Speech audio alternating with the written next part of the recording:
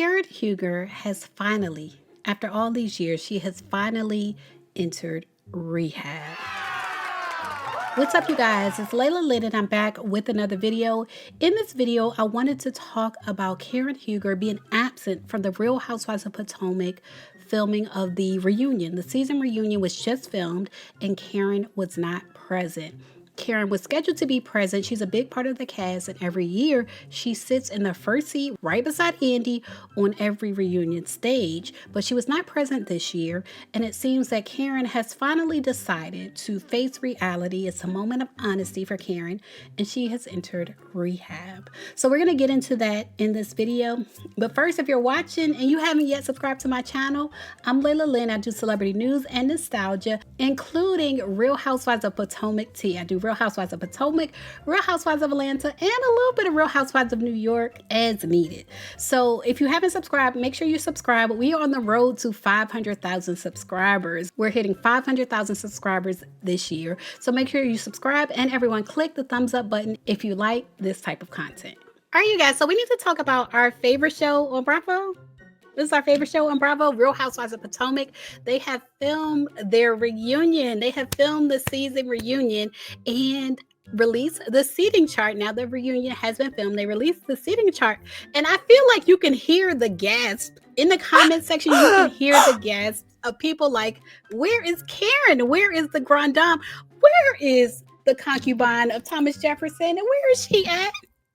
People are looking, and you don't see her on the chart. You see Andy at the center as usual, which I still wouldn't mind if he let somebody else host, not Nicki Minaj, but I still wouldn't mind if he let somebody else host. But you see Andy at the center, and then you see Mia on one side and Giselle on the other side. And I guess they're going to hash out their issues regarding Mia bringing Giselle's kids into the fray. But then you see Wendy. And you see Ashley. Ashley is finally not on the end, only because we have Kay beside her, who was like a last-minute addition to the formal cast. And then you see Stacey Rush. Wow. This is the first time I've written anything in a long time.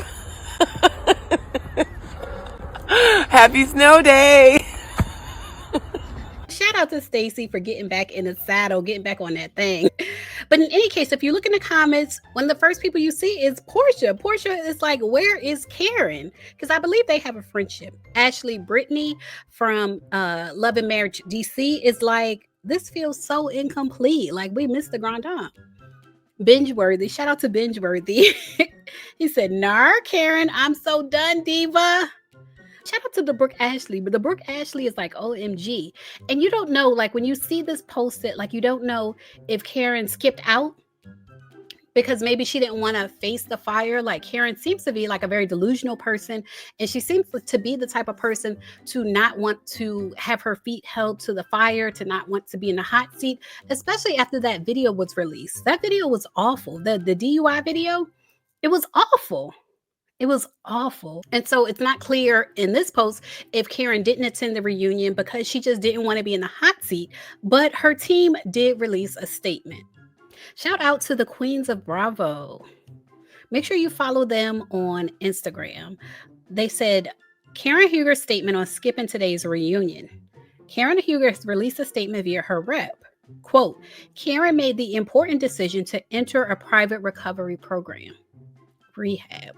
So was unable to attend the reunion taping today. She was fully supported in this choice. We stand behind Karen as she embarks on this meaningful journey and are proud of her taking such a significant step forward in her personal growth. And all I have to say is it's about time. It's about time that Karen went to rehab, because Charisse recently did an interview with OK Magazine, which we'll get into in a second. But Charisse has been saying this is Karen's fourth DUI. This is not her second DUI.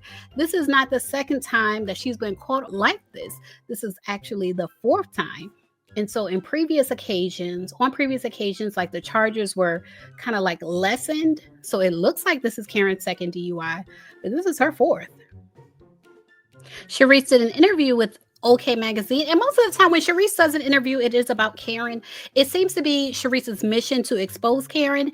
And although that sounds kind of like tired for your mission to expose someone else, I'm not mad at it because I feel like it's for Karen's own good. I feel like Sharice, Robin, Giselle, the reason they're coming at Karen the way they are, I do think they care about her. I really think they care about her and they want her to get help.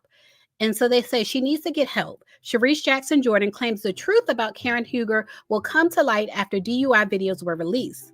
And this was just done 2 days ago.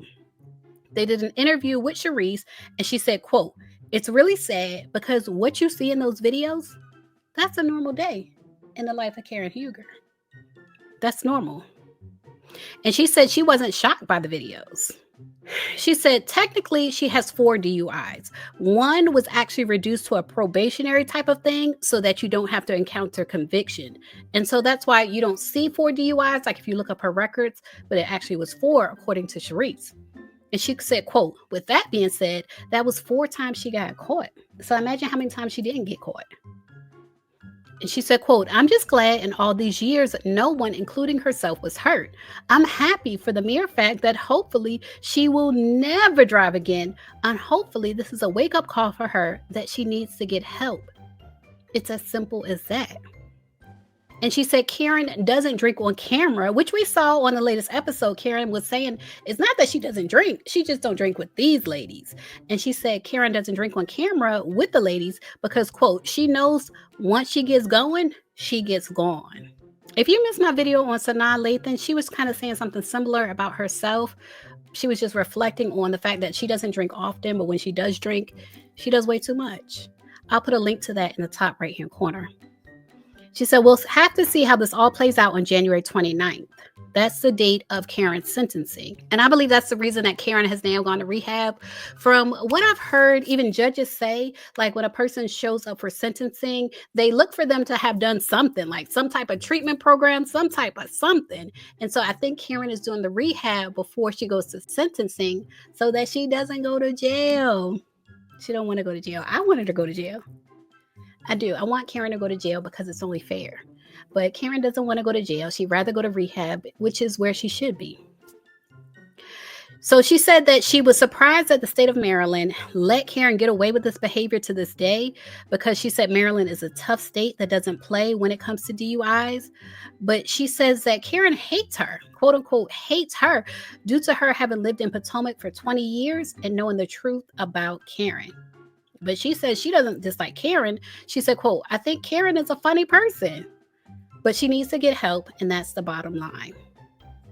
I agree. That is the bottom line. And I'm glad to hear that she is getting help. Y'all leave a comment. Let me know what you think about Karen going to rehab. I feel like we got to clap it up for Karen finally going to rehab and realizing that she does have a problem. In this article, Sharice also mentioned that her first DUI was actually before her parents died. So Karen saying that, you know, she gets into these conversations about her parents passing away and she starts drinking. Sharice was saying that's not actually true because your drinking problem started before your parents died. Leave a comment, share your thoughts. As always, thanks for watching. Layla tells it all.